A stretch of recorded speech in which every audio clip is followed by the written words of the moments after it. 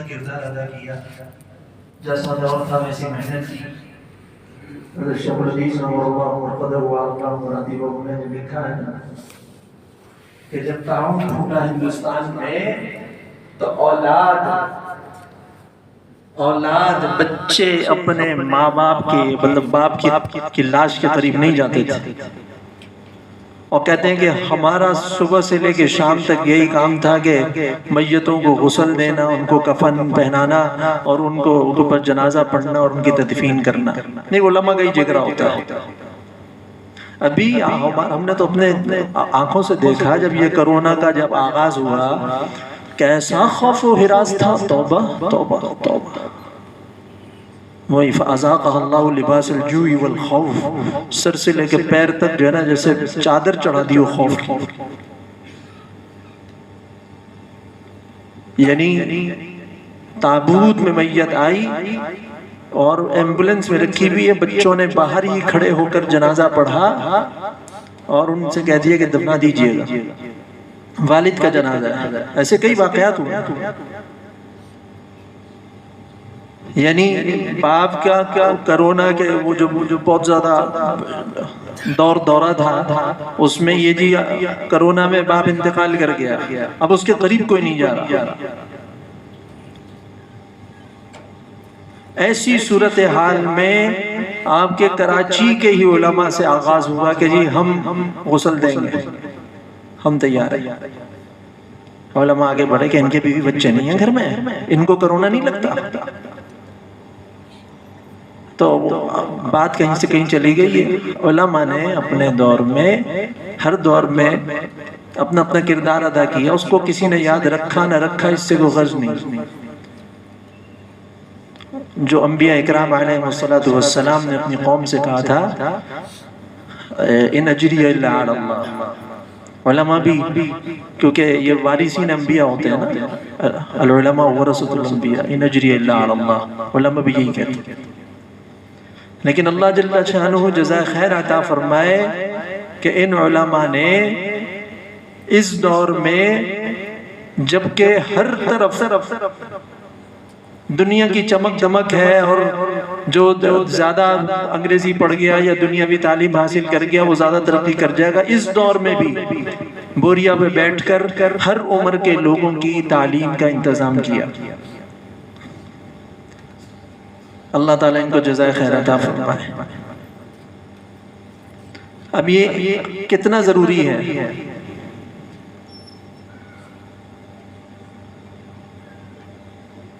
ہمارے دوست وہاں لندن سے پڑھ کر آئے تو جس سال وہ واپس آئے تو میں نے اس سال ان سے کہا کہ تم حج کر لو، تو حج انہوں نے حج کا ارادہ کر لیا، ہم حج پہ ساتھ ہو گئے۔ اب ایک ہی کمرہ ہمیں ملا، اب حج کے 40 دن کیا کریں؟ میں نے ایسے ہی مسائل بیان کرنا شروع کر دیے، اور جناب وہ ان سے پوچھا دعائے قنوت یاد ہے؟ نہیں۔ اب وہ بڑی عمر میں آدمی کو چھوٹی عمر میں سیکھتا ہے نا، بڑی عمر میں جھجک ہوتی ہے، جھجک کی ضرورت نہیں ہے، نہیں آتا سیکھیے، سیکھا ہوا کون آیا؟ سب نے سیکھا ہے اس دنیا میں، اور علم حاصل کرنے کی کوئی عمر تھوڑی ہوتی ہے۔ 70 سال، بعض دفعہ 90 سال، اور کچھ کی تو 100 سے اوپر ہوئی ہے، بڑے بڑے علماء گزرے ہیں اور علم حاصل کرتے کرتے کرتے کرتے۔ ایک حدیث کے امام ہیں، ان کے بارے میں آیا کہ ایک سند کے لیے کہ ان کے پاس ایک حدیث پہنچی تھی اور ان کو پتہ چلا کہ فلاں محدث کے پاس ایک واسطہ کم ہے، یعنی میرے اور حضور صلی اللہ علیہ وسلم کے درمیان مثال کے طور پہ 8 واسطے بنتے ہیں، تو ان سے اگر میں جا کے حدیث سیکھ لوں گا، یہی حدیث سن لوں گا تو 7 واسطے رہ جائیں گے۔ اس کے لیے انہوں نے اپنا وہ گدڑی اٹھائی اور عصا پکڑا، پیدل چل پڑے، تھا نہیں پلے کچھ سواری کا انتظام نہیں تھا، پیدل چل پڑے 200 میل پیدل چل کے گئے۔ ان سے جا کے کہا کہ میں نے آپ سے فلاں حدیث سننی ہے، انہوں نے حدیث سنائی اور آ گئے واپس۔ 100-200 میل کو مسئلہ ہی نہیں تھا ان کے لیے۔ ان کے بارے میں آتا ہے کہ ان کے انتقال کے بعد جب حساب لگایا گیا انہوں نے لکھا تھا اس حدیث کے لیے میں نے اتنا سفر کیا، اس کے لیے اتنا کیا. جب حساب لگایا گیا تو ان کی پوری زندگی میں 45,000 میل سفر ہوا ہے.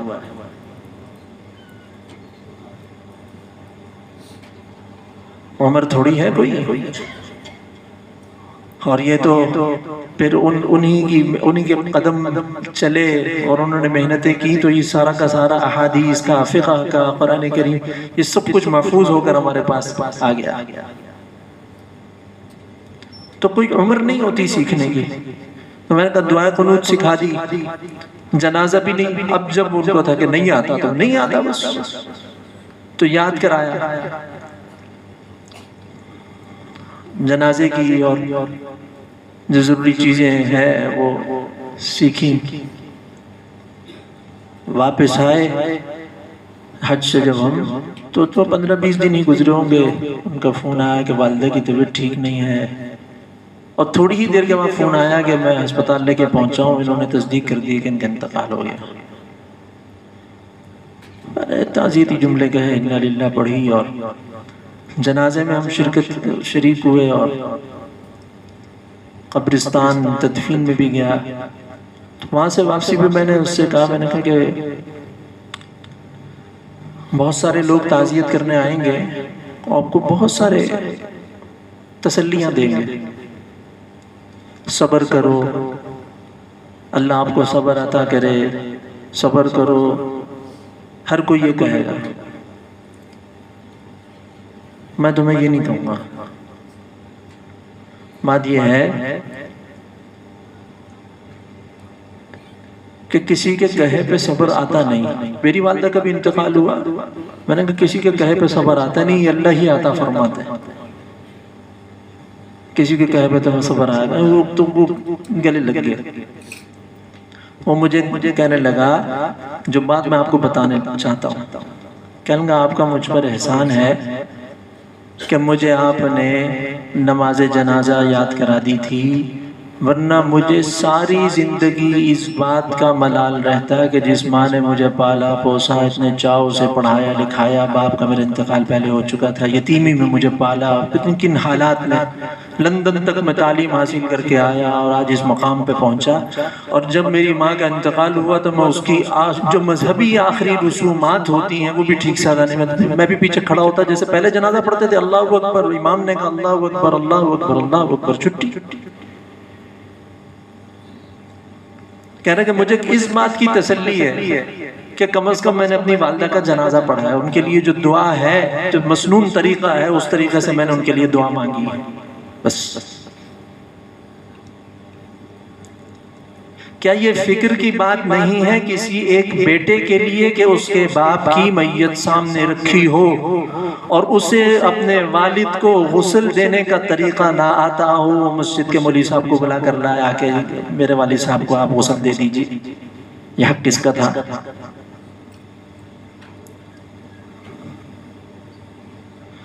میت کو غسل دینا یہ جاننا ضروری ہے یا نہیں ہے؟ کیا ایک باپ کا اتنا حق نہیں بنتا کہ اس کا بیٹا آخری وقت میں اس کو غسل دے؟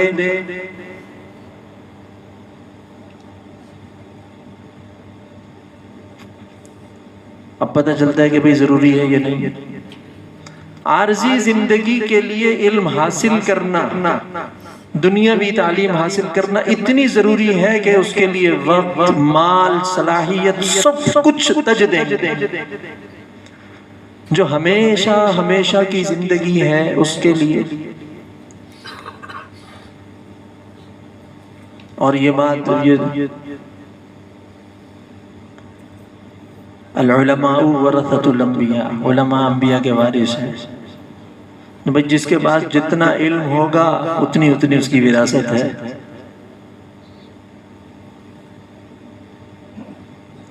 اور وارث اپنے وریث کا یا جس کی وراثت مل رہی ہے جتنا زیادہ قریب ہوگا وہی وارث بنے گا نا. جتنا زیادہ رشتہ ہوگا، بیٹا وارث ہوتا ہے، بیٹی وارث ہوتی ہے، بیوی وارث ہوتی ہے. بھئی یہ قریبی رشتے ہیں نا، بہن بھائی بنتے ہیں وارث، ماں باپ بنتے ہیں، یہ قریبی رشتے ہیں.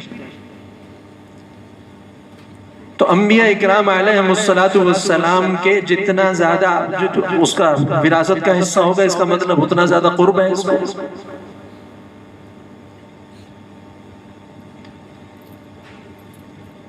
اور 24 گھنٹے کی زندگی ہے کا دن ہے، اس میں ہم اپنی تجارت بھی کرتے ہیں، ملازمت بھی کرتے ہیں، اور بہت سارا ایک کارخانہ ہے دنیا کا جو ہم چلا رہے ہیں. ہر ایک کو ہم وقت دے رہے ہیں، رشتہ داروں کو بھی دے رہے ہیں، بچوں کو گھومنے کا وقت بھی دے رہے ہیں، اور اپنی تفریح کے لیے بھی وقت نکال رہے ہیں، اپنے آرام کے لیے بھی وقت نکال رہے ہیں، ہر چیز کے لیے ہم وقت نکال رہے ہیں انہیں 24 گھنٹوں میں سے. اس کے باوجود ہمیں فرصت ملتی ہے، اگر وہ فرصت کا وقت اگر اللہ کے نام پر دے دیا جائے. ایک آدمی سوشل میڈیا پہ بیٹھا ہوا، بچہ ہے یا بڑا، اب تو اس فتنے میں سبھی ہے نا، سبھی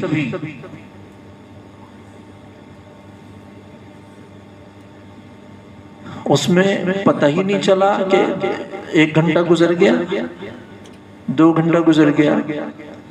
اور اگر وہ دین کے لیے تھوڑا سا وقت نکال رہا ہے، مسجد کے لیے وقت نکال رہا ہے، تو 10 منٹ 15 منٹ بھاری پڑ رہے ہیں. پھر تو ہمیں اپنے ایمان کی بھی فکر کرنی چاہیے کہ کیا وجہ ہے کہ دین کے لیے ہم سے وقت نہیں نکل پا رہا، اور اس کے لیے ہمیں مشقت ہو رہی ہے. اور ایک لا یعنی فضول، جس کا نہ دنیا کا کوئی فائدہ، آخرت کا تو نقصان ہی ہے، دنیا کا بھی کوئی فائدہ نہیں.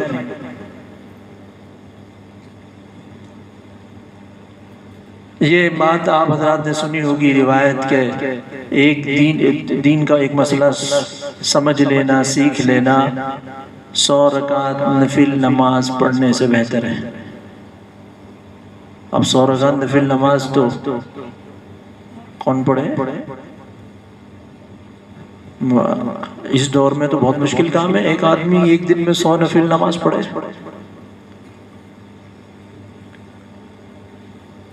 اور کسی مسجد میں امام صاحب کے پاس بیٹھ کر دین کے، جب وہ درسگاہ میں وہ دینی مسائل بیان ہو رہے ہیں تو سینکڑوں مسائل پڑھ لیتا ہے. اب سوال یہ پیدا ہوتا ہے کہ 100 رکعت نفل سے کیسے بہتر ہو گیا؟ ایک مسئلہ، کیونکہ دین کا مسئلہ جب معلوم ہوگا تو وہ اپنی ہر عبادت، چاہے وہ نفلی ہے یا فرض ہے، اس کے اندر اگر غلطی کوتاہی ہوگی تو اس کو دور کرے گا. اور غلطی یا کوتاہی کے ساتھ اگر کوئی عبادت کر رہا ہے تو اس عبادت کا فائدہ کیا ہے کہ جب اس کے اندر اتنی بڑی کوتاہی ہو رہی ہے. ایک چھوٹی سی مثال، زکوٰۃ کے مسائل کا مذاکرہ چل رہا تھا ہمارے ساتھیوں میں، اس میں ایک مسئلہ آیا کہ اگر کسی شخص نے فلیٹ بک کرایا ہے، اب وہ تجارت کی نیت سے ہے یا رہائش کی نیت سے، اس کے بارے میں زکوٰۃ کا حکم کیا ہے؟ تو مسئلہ یہ سامنے آیا کہ جب تک اس کی اسٹرکچر کھڑا نہیں ہو جاتا، اس عمارت کا ڈھانچہ کھڑا نہیں ہو جاتا، تب تک یہ صاحب چاہے ان کی کوئی نیت ہو، ان کو ان پیسوں پہ زکوٰۃ دینا ہوگا. اور جب اس کا ڈھانچہ کھڑا ہو گیا، اب اگر اس کی رہائش کی نیت ہے پھر اس کے اوپر زکوٰۃ نہیں، اور اگر تجارت کی نیت ہے تو زکوٰۃ. اور ہمارے ہاں تو باقاعدہ اہتمام کرایا جاتا ہے اس بات کا کہ بھئی جس طرح نماز کا اہتمام ہے، جس طرح تراویح کا اہتمام ہے، جس طرح روزے کا اہتمام کیا جاتا ہے، قربانی کا اہتمام کیا جاتا ہے، حج عمرے کا اہتمام کیا جاتا ہے، زکوٰۃ ایک فرض ہے جس طرح نماز فرض ہے، جیسے روزہ فرض ہے، جیسے حج فرض ہے، اس کو بھی اہتمام سے ادا کرنا چاہیے اور اس کے لیے بیٹھنا چاہیے باقاعدہ، اور عبادت کی غرض سے بیٹھنا چاہیے کہ آج جو تم 2 اور 2 4 کر رہے ہو، کاغذ پر لکھ رہے ہو، حساب کتاب لگا رہے ہو زکوٰۃ کی نیت سے، اس بیٹھنے پر بھی اجر مل رہا ہے کیونکہ ایک فرض کی ادائیگی. اور یہ بات یاد رکھیے، کتنی نفلی عبادات ہوں وہ ایک فرض کے برابر نہیں ہو سکتی. تو ہمارے ایک ساتھی کہنے لگے کہ مجھے یہ مسئلے کا علم نہیں تھا اور 4 سال سے میں نے انہوں نے کہیں کوئی چیز فلیٹ وغیرہ بک کرا ہوگا، 4 سال سے میں نے اس کی زکوٰۃ نہیں دی۔ اب یہ بتائیے 4 سال سے ایک آدمی فرض کو چھوڑے ہوئے ہیں، نہیں علم نہ ہونے کی وجہ سے ایک دینی مسئلہ زکوٰۃ وہ ادا کرتا ہے پابندی سے اور اہتمام سے، لیکن ایک دینی مسئلہ پتہ نہ ہونے کی وجہ سے کتنے بڑے گناہ میں مبتلا ہوتا ہے آدمی۔ اسی لیے یہ ہے کہ نفلی 100 رکعت پڑھ لی اور زکوٰۃ 4 سال کی نہیں دی ہوئی، بتائیے زیادہ بڑا جرم یہ ہو گیا، اور اس کی وہ 100 رکعت نفلی نماز کی کوئی حیثیت نہیں رہی۔ اس نے پھر حساب لگایا اور اگلے ہی دن اس کی ادائیگی کی، کہتا رات کو نیند نہیں آئی۔ دین کا ایک مسئلہ ہو سکتا ہے کہ آپ اہتمام سے تہجد پڑھتے ہیں، ساری عبادات کرتے ہیں بڑے اہتمام سے، اور کوئی ایک مسئلہ ایسا ہے جس کی وجہ سے ہر چیز کے اندر نقص پیدا ہو رہا ہے۔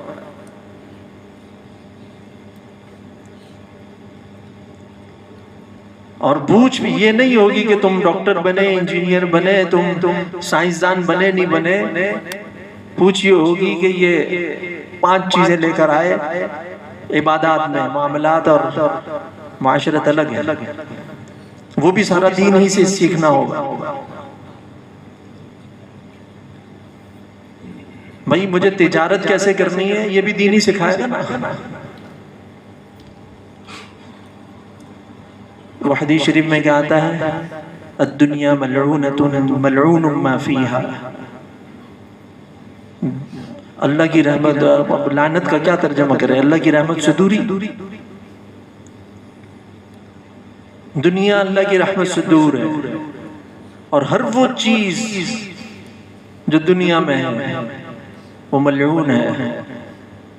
4 چیزیں ہیں، ایک اللہ جل شانہ کی یاد،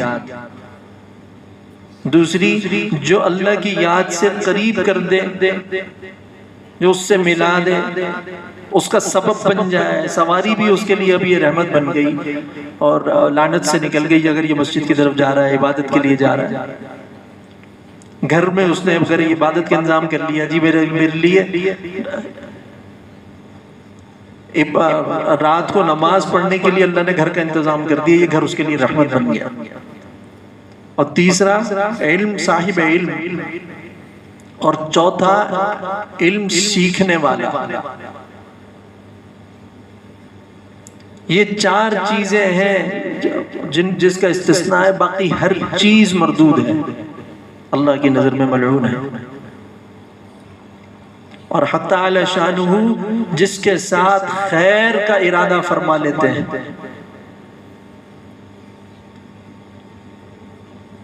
اس کو دین کی سمجھ دے دیتے ہیں۔ یہ حدیث سنی ہوگی۔ اب یہ دیکھیے خیر کیا چیز ہے۔ دنیا کی ساری دولت مل جائے اور اس کے اندر خیر نہ ہو، وہ انسان کے کسی کام نہیں آئے گی۔ بخت نصر اور نمرود پوری دنیا پر حکومت کی، اس کو خیر کہیں گے۔ خیر وہ ہے جو ہمیشہ کے لیے برکت کا باعث ہے، اور جس کو جتنا نصیب ہو گیا اتنی خیر اس کو نصیب ہو گئی۔ میں نے ابھی وراثت کی بات کی، اگر کسی کے پاس تھوڑا سا علم ہے، ایک ہے بہت بڑا عالم، ایک ہے چھوٹا سا جس نے بس ابتدائی کتاب، پر دین کی اتنی معلومات اس کے ہو گئی کہ اس کی 5 دن کی زندگی اور 24 گھنٹے کی زندگی اس کی محفوظ ہو گئی، دین کے مطابق ہو گئی۔ اگر اتنا علم کسی کو حاصل ہو گیا، ایک ہے بہت بڑا عالم، وقت کا فقیہ، وقت کا محدث، وہ بہت بڑا وارث ہے۔ ہمارے پاس تو ہم نے تو 4 کتابیں پڑھی ہوئی ہیں مسائل کی، بس تو انبیاء کی وراثت ہے، تو اگر تھوڑی سی بھی وراثت مل گئی تو رشتہ تو قائم ہو گیا وراثت کا۔ بھائی شہزادہ اگر چھوٹا سا بچہ بھی ہو، ایک شہزادہ 18 سال کا، ایک شہزادہ ہے 2 سال کا، شہزادہ تو شہزادہ ہی ہے نا۔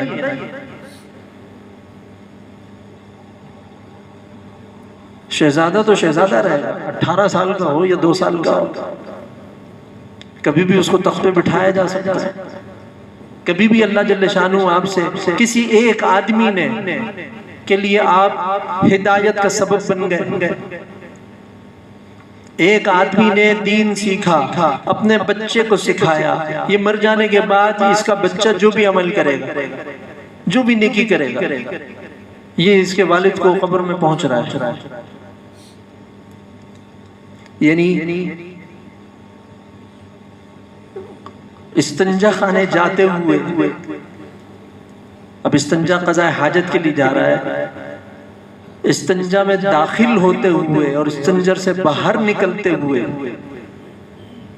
ایک دن ایسے خیال آیا کہ اس کا اجر و ثواب بھی ہمارے اماں ابا کو ملتا ہوگا جنہوں نے تمیز سکھائی تھی کہ استنجا خانے میں اس طرح داخل ہوتے ہیں، پہلے یہ دعا پڑھتے ہیں، جنہوں نے دعا سکھائی ہے بچے پڑھتے ہیں، ہم جب دعا جو پڑھتے ہیں استنجا میں داخل ہوتے ہوئے، باہر نکل کر جو دعا پڑھتے ہیں، یعنی کہ بہت ہی معمولی سی بات ہے، لیکن اس کا اجر و ثواب بھی ان ماں باپ کو مل رہا ہوتا ہے، ان اساتذہ کو مل رہا ہوتا ہے جنہوں نے ہمیں یہ سکھایا۔ کام تو یہ آ رہا ہوگا، ہمارا روپیہ پیسہ، ہمارا عہدہ منصب، اس کا کوئی نفع نہیں ہو رہا ہمارے والدین کو۔ آگے جانے کے بعد ایک مرتبہ کہا سبحان اللہ، اور ایک مرتبہ رات کو اٹھ کر اللہ کے سامنے گڑ گڑانا، وہ ہمارے ماں باپ کو پہنچ رہا ہوتا۔ اصل بات تو فکر کی ہے، اگر یہ فکر نصیب ہو جائے، آدمی اپنا قرآن کریم ٹھیک کر لے۔ بچپنے میں دعائیں یاد کی بچہ پڑھتا ہے تو وہ غلط لفظ بھی پڑھتا ہے تو سب خوش ہوتے ہیں، اچھا لگتا ہے۔ بعض دفعہ ایسا ہو جاتا ہے کہ وہ بس گزر گیا وقت، اور جس طرح رٹا تھا اسی طرح رہ گیا، کبھی ٹھیک ہی نہیں کیا۔ اس کا اب اس کی ایک چھوٹی سی مثال ہے، ہمارے حضرت شیخ الحدیث رحمۃ اللہ علیہ کے خلیفہ ہیں حضرت مولانا بلال بابا صاحب، وہ سنائے لگے کہ ہم لوگ جماعت میں وہاں برطانیہ میں ہوتے ہیں حضرت، کہیں گے ہمارے ساتھ ایک بابا جی بھی تھے، کہتے ہیں کہ اب وہ جو ایسے 4-4 5-5 لوگ بیٹھ جاتے ہیں اور اس کو وہ سورتے ہیں اور یاد کرتے ہیں، نماز یاد کرتے ہیں، اس کو مذاکرہ کہتے ہیں۔ کیا کہتے ہیں؟ مذاکرہ، تعلیم تجوید کا حلقہ کہہ رہے ہیں۔ وہ لگا تو وہ بابا جی میرے حصے میں آ گئے۔ اب وہ دعائے قنوت کی جب باری آئی تو ہم نے پڑھنا شروع کی، میں نے پڑھی، اس نے پڑھی، جب بابا جی کی باری آئی انہوں نے بھی شروع کی، اور اپنا دیہاتی انداز میں پنجابی تھے۔ وَنَشْكُرُكَ وَلَا نَكْفُرُكَ، جب یہاں پہنچے تو وہ کہتے ہیں وَنَكْفُرُكَ وَلَا نَشْكُرُكَ، خالص کفر۔ میں نے کہا بابا جی وَنَشْكُرُكَ وَلَا نَكْفُرُكَ تھا، وَنَكْفُرُكَ وَلَا نَشْكُرُكَ، اور ہم تیرا انکار کرتے ہیں، کفر کرتے ہیں، اور تیرا شکر ادا نہیں کرتے۔ اب یہ ان کو کہہ رہے ہیں کہ میں اس کو صحیح کراؤں، وہ غلط پڑھے، میں صحیح کراؤں۔ میں ان کو کہتا ہوں وَنَشْكُرُكَ وَلَا نَكْفُرُكَ، وہ کہتے ہیں وَنَكْفُرُكَ وَلَا نَشْكُرُكَ، کہتے ہیں کہ آخر تنگ آگے کہتے ہیں او مولی صاحب اگے چلو، میں ہی پکی ہے، یہ ایسے ہی پکی ہوئی ہے، آپ آگے چلیں۔ کہتے ہیں میں نے پھر ان کو سمجھایا کہ یہ جو تم کہہ رہے ہو یہ کفر ہے، اب مجھے بتائیے۔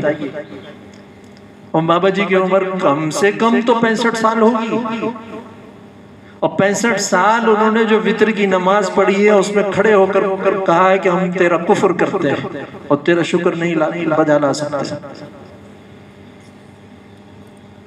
اب چونکہ بچپنے میں جیسی یاد ہو گئی تھی اور وہ چلتی رہی، ہماری کتنی ساری چیزیں ایسی ہوں گی صورتوں میں، آیتوں میں، ہماری نماز میں، ہماری التحیات میں، ہماری دعائے قنوت میں، یک نماز جنازہ پڑھتے ہوئے کتنی ساری ایسی چیزیں ہوں گی کہ جو ہم نے غلط یاد کر رکھی ہوں گی۔ اب اس شرم میں کہ جی ابھی کون، مولانا کتنی دیر بیان کرنا ہے؟ ہو گیا وقت تو بتا دیجئے۔ نہیں میں تو ہمارے یہی اسی سے مجھے ایک قصہ یاد آ گیا۔ ہمارے اعتکاف میں بہت پرانی بات ہے، یہی تعلیمی حلقہ لگا تو ایک بابا جی ہمارے حصے میں آیا، ان کی باری۔ اب وہ آخری 10 صورتوں کا جب مذاکرہ شروع ہوا تو اس کی تعلیم تو ہم پڑھتے رہے تھے، سورہ فیل پڑھی۔ ان بابا جی کی باری آئی تو کہتا مجھے نہیں آتی۔ اگلی صورت میں بھی یہی ہوا، کرتے کرتے 2-3 صورتوں کے بعد میں پھر ان کی طرف جاتا ہی نہیں تھا، میں آگے چل پڑتا تھا۔ میں نے سوچ لیا تھا کسی حافظ کو ان کے ساتھ لگا کے 2-3 صورتیں اعتکاف میں یاد ہو جائیں۔ جب سورہ اخلاص کی باری آئی تو انہوں نے ایک دم کہا کہ یہ آتی ہے۔ سورہ اخلاص انہوں نے سنائی۔ اخلاص سنانے کے بعد مجھ سے کہنے لگے مولانا صاحب مجھے کلمہ بھی آتا ہے۔ پھر انہوں نے کلمہ سنایا، پہلا کلمہ اور دوسرا کلمہ انہوں نے سنایا۔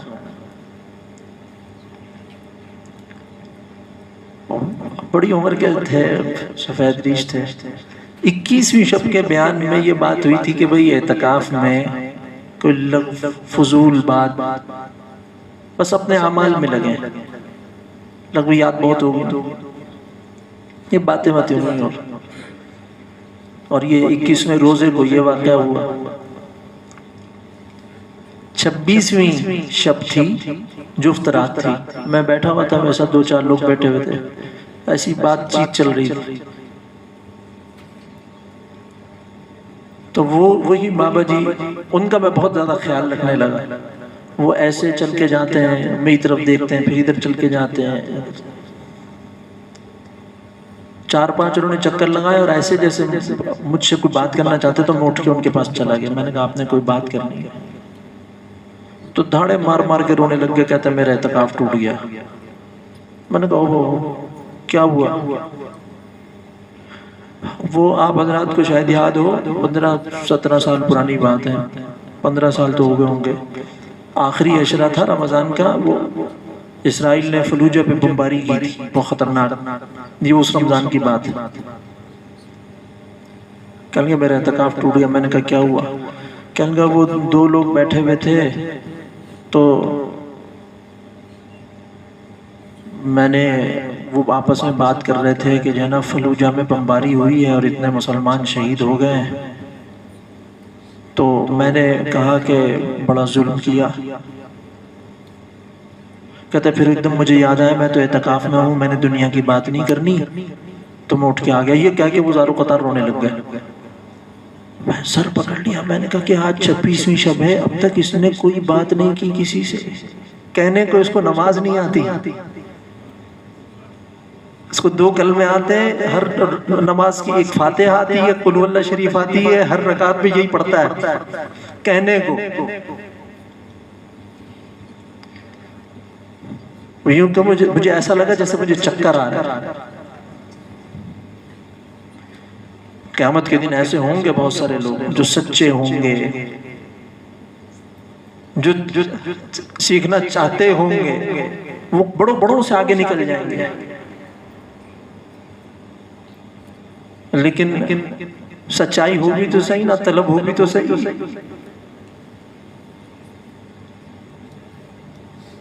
چھ دن تک دنیاوی بات کوئی نہیں کی، آج میں نے دنیاوی بات کر لی ہے۔ آپ نے کہا تھا کہ وہ دنیاوی بات نہیں کرنی، تو میرا اعتکاف ٹوٹ گیا، اس بات پہ اعتکاف ٹوٹ گیا۔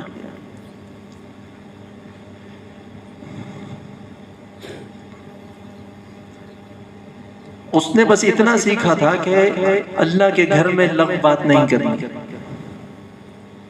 اس پہ عمل پر آ گیا۔ وہ والے صحابی والی بات ہے، واللہ لا ازید علی ھذا ولا انقص، واللہ لا ازید علی ھذا ولا انقص، اللہ کی قسم۔ میں کہنا کیا اور کیا کرنا ہے؟ اسلام قبول کیا حضور صلی اللہ علیہ وسلم کے ہاتھ میں، میں 5 وقت کی نماز پڑھا کر، بس 5 وقت کہا اگر تم نفلی پڑھو گے تو تمہیں ثواب ملے گا۔ کہتا ہے کہ وہ ضروری ہے، نہیں ضروری تو نہیں، ضروری ہے 5۔ کہہ رہا بس جو ضروری ہے وہ چھوڑوں گا نہیں، اور جو نفلی ہے وہ کروں گا نہیں۔ روزے کے بارے میں بھی یہی بات کہی، حج کے بارے میں بھی یہی بات کہی کہ 1 مرتبہ فرض ہے، اگر اضافی کرے گا نفلی عمرہ کرے گا ثواب ملے گا۔ کہہ رہا ضروری ہے نہیں، کہہ رہا بس۔ زکوٰۃ کے بارے میں بھی یہی، یہ جب بات پوری سن لی تو واپس جاتے ہوئے کہہ رہا ہے واللہ لا ازید علی ھذا ولا انقص، اللہ کی قسم جو انہوں نے بتایا اس سے زیادہ کروں گا نہیں، اور جو انہوں نے بتایا اس سے کم بھی نہیں کروں گا۔ فرض میں نے چھوڑنا نہیں، نفلی میں نے کرنی ہے، یہ کہتے ہوئے جا رہے ہیں۔ تو حضور صلی اللہ علیہ وسلم نے صحابہ سے فرمایا من سرہ ان ینظر الی اہل الجنۃ فلینظر الی ھذا، جس نے کوئی جنتی دیکھنا ہو اس کو دیکھ لے، ایسا پکا ہوگا عمل کی نیت سے کہ میں نے اب دین سیکھنا ہے، بہت ہو گئی غفلت، اب جم جانا، دنیا کو راضی کرنے کی، دنیا کو منانے کی، دنیا کو بنانے کی بہت کوشش کی، نہیں بن پائی۔ کتنا یہاں پہ کتنے گھنٹے کا درس ہے؟ 2 گھنٹے ہفتے میں یا روزانہ 5 دن 2 گھنٹے 24 میں سے 2 گھنٹے 24 گھنٹوں میں سے 2 گھنٹے اگر آپ پابندی سے کر لیتے ہیں اخلاص کے ساتھ، صرف اللہ جل شانہ کو راضی کرنے کے لیے، اس کا دین سیکھنے کے لیے، اور وہ 2 گھنٹے ہمیشہ ہمیشہ کی زندگی میں آپ کے کام آنے والے ہوں، وہ 2 گھنٹے آپ کی آنے والی زندگی کو سنوار دیں، میرے خیال میں بہت سستا سودا ہے۔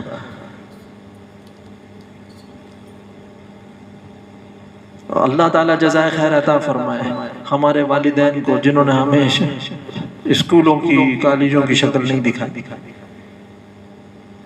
ہمارے اس کو بہت فخر ہے، اللہ کا شکر ہے، الحمدللہ ثم الحمدللہ۔ ہم چٹائی پہ بیٹھے، اللہ کے نام پہ بیٹھے، اور ساری زندگی اب وہ اندر اس کا کتنا اثر ہوا، لیکن کم از کم یہ ہے کہ اللہ کے نام کا اثر تو ہمیں بچپن سے ہی دیا گیا تھا۔ ہمیں یہی یہ بات کرتا ہوں میں اپنے ساتھیوں میں کہ ہر کلاس میں ہر گھنٹے سے پہلے، مطلب جو پہلا سبق ہوتا ہے، ہر استاد کی یہ کی بات ہوتی تھی اپنی نیت ٹھیک کرو۔ بتاؤ اس دور میں کون سا کوئی لاکھوں روپے کی تنخواہ کی ملازمت مل جائے گی ملا بن کے؟ اس کے باوجود ہمارے اساتذہ یہ سکھا دیتے کہ اللہ کی رضا کے لیے پڑھنا، اپنی نیت کی درستگی کرو۔ ہر علم کا غرض و غایت کیا ہے، اس کا مقصد کیا ہے اس علم کو حاصل کرنے کا؟ اللہ کی رضا۔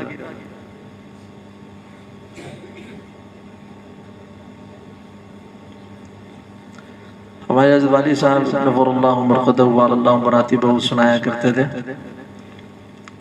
ہمارے دادا جان حضرت رائے پوری کے مرید تھے اور زمیندار آدمی تھے، چودھری تھے، اپنے بچوں کو انہوں نے پڑھایا لکھایا۔ ہماری اور دادیوں سے جو ان کی اولاد تھی، والد صاحب اکیلے تھے، اور ہماری ان دادی کا انتقال بچپنے میں ہی ہو گیا تھا، یعنی کہ والد صاحب ابھی چھوٹے ہی تھے، چند دن۔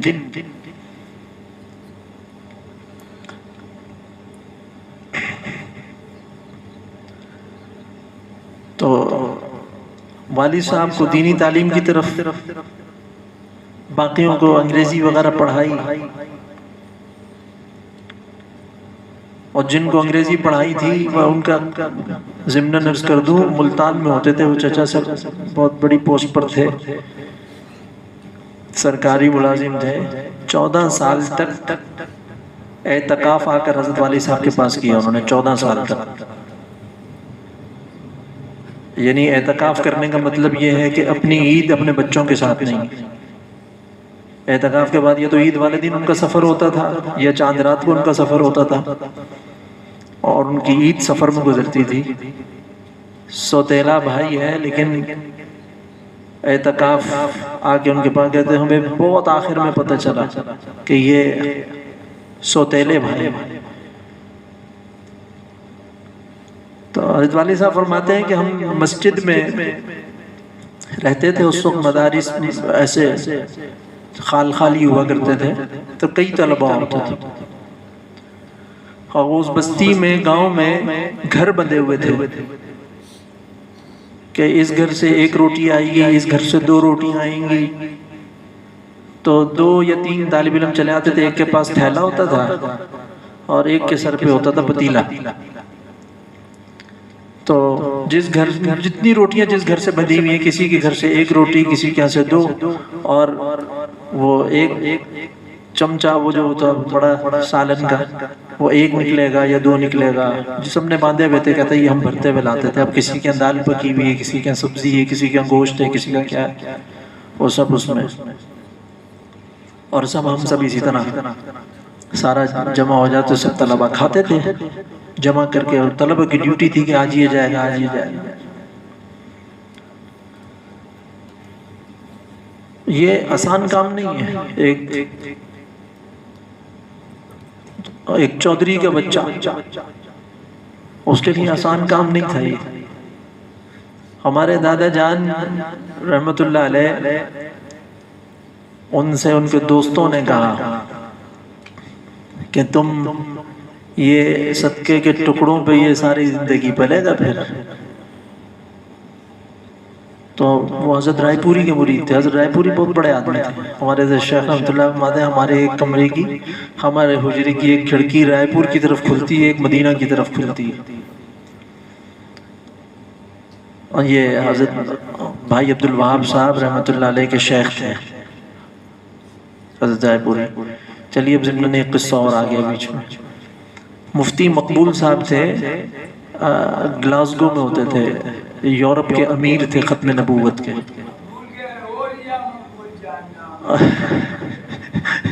یہ بھی ٹھیک نہیں یہ ابھی زندہ ہے دنیا سے جا چکے ہیں مفتی مقبول صاحب. اچھا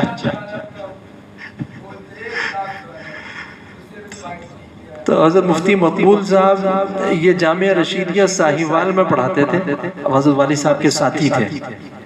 بعد میں برطانیہ چلے گئے تھے اور وہاں ختم نبوت کے یورپ کے امیر تھے. جب میں نے زیارت کی ان کی تو فالج ہو چکا تھا ان کو. انہوں نے قصہ سنایا کہ میں حضرت رائے پوری سے بیعت تھا اور حضرت رائے پوری کے ہاں بعض مرید ہوتے ہیں جو بہت قریب ہوتے ہیں شیخ کے. اس کو کہتے ہیں بے تکلف تعلق. تو کہہ رہے ہیں کہ حضرت رائے پوری کے وصال کے بعد نور اللہ مرقدہ میں حضرت شیخ الحدیث رحمۃ اللہ علیہ سے بیعت ہوا. اب حضرت شیخ رحمۃ اللہ علیہ کا اتنا بڑا حلقہ اور میں اتنا بعد کا مرید تو جوتیوں میں ہی جگہ ملتی تھی. کہیں گے میں ریاض الجنہ میں مدینہ منورہ میں ریاض الجنہ میں نماز پڑھنا تھا. نماز کے بعد نوافل پڑھ کے بیٹھا تو مجھے ایک دم خیال آیا حضرت رائے پوری یاد آیا کہ شیخ کے تو اتنے قریب رہتے تھے ہم ان سے اتنا بے تکلف تعلق تھا. یہاں حضرت شیخ پتہ نہیں مجھے پہچانتے بھی ہیں کہ نہیں. تو کہتے ہیں کہ یہ خیال آیا کہا کہ اس وقت کیسے ہمارے ناز نخرے ہوتے تھے اب وہ نہیں رہے. وہ یتیم بچے کے جو احساسات ہوتے ہیں وہی ہوتے ہیں. تو کہتے ہیں یہ سوچ کے مجھے بہت رونا آ گیا. خوب رویا ریاض الجنہ میں حضرت صلی اللہ علیہ وسلم کے سرانے بیٹھ کر رویا بہت رویا. کہتے ہیں جب میں ریاض الجنہ سے باہر نکلا تو مدرسہ علوم شریعہ یہ باب جبریل کے سامنے تھا. وہاں حضرت شیخ کا مصافحہ چل رہا تھا. حضرت شیخ الحدیث مولانا محمد زکریا مہاجر مدنی نور اللہ مرقدہ ہمارے دادا شیخ ہوئے اور فضائل اعمال جنہوں نے لکھی. کہہ رہے ہیں کہ حضرت کا مصافحہ چل رہا تھا. حضرت کے مصافحے کا طریقہ یہ ہے کہ وہ وہ عربیہ ہوتی ہے نا ویل چیئر، وہ کرسی لگا دی، اس پہ حضرت تشریف فرما ہوتے تھے اور یہاں تکیہ رکھا جاتا تھا اور حضرت کا ایسے ہاتھ رکھ دیا جاتا تھا تکیے پہ، تو حضرت ایسے بیٹھے رہتے تو لمبی قطار ہوتی تھی، لوگ مصافحہ کرتے رہتے تھے اور جاتے رہتے تھے۔ آپ میں سے ہو سکتا ہے بعض حضرات نے زیارت بھی کی ادھر شہر کی، کہہ رہے ہیں لمبا مصافحہ چل رہا ہے، قطار لمبی لگی، کہتا ہے میں بھی جا کے پیچھے قطار میں کھڑا ہو گیا۔ مصافحہ کرتے کرتے کہتے ہیں جب میری باری آئی، حضرت شیخ کا سر جھکا ہوا تھا اور ایسے ہاتھ رکھا ہوا تھا، جیسے ہی میں نے مصافحہ کیا تو حضرت شیخ نے ہاتھ پکڑ لیا اور فرمایا بولی مقبول۔ میں کہا جی وہاں ہمارے ہاں بھی تیرا بڑا مقام ہے، شکایتیں نہ لگایا کر۔ مفتی صاحب نے خود سنایا ہوا، درمیان میں کوئی راوی نہیں، ایسے بڑے لوگ تھے۔ اللہ کا احسان ہے، اللہ تعالیٰ نے ایسے اکابر عطا کی ہمیں۔ اچھا تو دادا جان حضرت رائے پوری کے مرید تھے، تو انہوں نے اپنے دوستوں کو یہ جواب دیا کہ اگر تو یہ کام کا نکلا، قبول ہو گیا اللہ کے دربار میں، تو اس کو دیکھنے کے لیے لوگ سفر کیا کریں، صرف زیارت کے لیے سفر کیا کریں۔ بس یہ جملہ کہہ دیا اور وہاں گاؤں میں حضرت والی صاحب تشریف لے گئے شہادت سے کچھ عرصہ پہلے، تو وہاں لمبا دسترخوان لگایا گیا، بہت دنیا آئی ہوئی تھی، بکرے ذبح ہو رہے ہیں اور جناب دیگیں چھڑی ہوئی، کھانا جیسے شادی ہوتی۔ دسترخوان پر بیٹھے تو وہ ایک وہ بوڑھے سے آدمی بڑے میاں، انہوں نے گردن ایسے آگے کر کے کہا محمد یوسف، ابا نے کہا جی، کہا تیرے ابا نے کہا تھا کہ اگر کام کا نکلا تو لوگ دیکھنے آئیں گے۔ کہتا میں تمہیں دیکھنے ہی آیا ہوں، دیکھنے آیا ہوں، فلاں جگہ سے سفر کر کے صرف دیکھنے آیا ہوں۔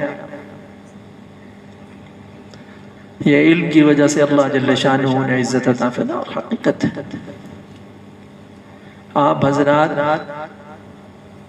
اس بات کی قدر کیجئے کہ آپ کے درمیان علماء موجود ہیں، آپ کو دین سکھانے والے موجود ہیں، پڑھانے والے موجود ہیں۔ انسان کے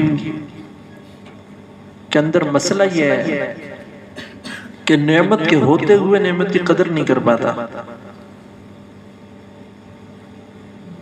اور جب نعمت کی قدر کرنے قدر آتی ہے وقت گزر چکا ہوتا ہے، چاہے وہ زوال نعمت کی صورت ہو، اللہ تعالیٰ ہم سب کو زوال نعمت کے فتنے سے بچائے، یا پھر آدمی اس دنیا سے گزر گیا اور حسرت رہ گئی سر پہ۔ قرآن ٹھیک نہیں ہے، وضو ٹھیک نہیں ہے، وضو کے مسائل معلوم نہیں ہیں، استنجا کے مسائل معلوم نہیں ہیں، وہ کتنی لمبے لمبے نوافل پڑھ لیجئے، کیا فائدہ ہے؟ شاہی دربار کے آداب نہیں پتا تو گنوار ہے، گنوار کو تو باہر نکالا جاتا ہے، اس کی آمد کو پسند نہیں کیا جاتا۔ اللہ تعالیٰ بہت بہت قبولیت سے نوازے جو پڑھ کر جا چکے، اللہ ان کے علم کو علم نافع بنائے،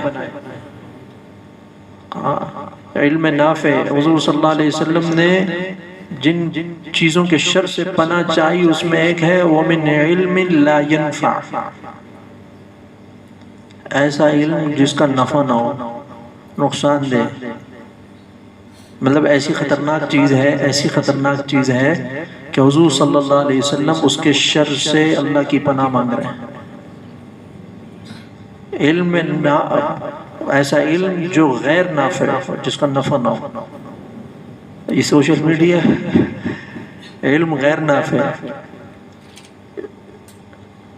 اور علم حاصل کریا اور اس کے اوپر اس کا نفع نہیں ہو رہا، اس کے شر سے بھی اللہ کی پناہ چاہیے، عمل کرنے کی نیت سے، اپنے دین کو درست کرنے کی نیت سے، اللہ جل شانہ کو راضی کرنے کی نیت سے اس میں شرکت کیجئے۔ کتنے ماشاءاللہ پچھلے اور اس سال کتنے ہیں ماشاءاللہ اللہ کرے اور بڑھ جائیں اور بڑھ جائیں، اور اس کو یہ علاقے والوں کے لیے اللہ تعالیٰ اس کو نافع بنائے۔ وآخر دعوانا ان الحمدللہ رب العالمین۔ بسم اللہ الرحمن الرحیم، الحمدللہ رب العالمین، والصلاة والسلام علی اشرف الانبیاء والمرسلین وعلی آلہ واصحابہ اجمعین۔ ربی اوزعنی ان اشکر نعمتک التي انعمت علی وعلی والدی وان اعمل صالحا ترضاه واصلح لي في ذریتی انی تبت الیک وانی من المسلمین۔ اللهم اعنا على ذکرک وشکرک وحسن عبادتک، اللهم احسن عاقبتنا في الامور كلها واجرنا من خزي الدنيا وعذاب الآخرة، اللهم لا مانع لما أعطيت ولا معطي لما منعت ولا راد لما قضيت ولا ينفع ذا الجد منك الجد، اللهم اكفنا بحلالك عن حرامك وبطاعتك عن معصيتك وأغننا بفضلك عمن سواك، اللهم أرنا الحق حقا وارزقنا اتباعه وأرنا الباطل باطلا وارزقنا اجتنابه، اللهم إنا نسألك الخير كله ونعوذ بك من الشر كله، اللهم إنا نعوذ بك من زوال نعمتك وتحول عافيتك وفجاءة نقمتك وجميع سخطك، اللهم إنا نعوذ بك من جهد البلاء ودرك الشقاء وسوء القضاء وشماتة الأعداء، اللهم إنا نسألك الهدى والتقى والعفاف والغنى، اللهم إنا نسألك العفو والعافية والمعافاة الدائمة في الدين والدنيا والآخرة، اللهم استر عوراتنا وآمن روعاتنا، اللهم استر عوراتنا بسترك الجميل، ربنا لا تزغ قلوبنا بعد إذ هديتنا وهب لنا من لدنك رحمة إنك أنت الوهاب۔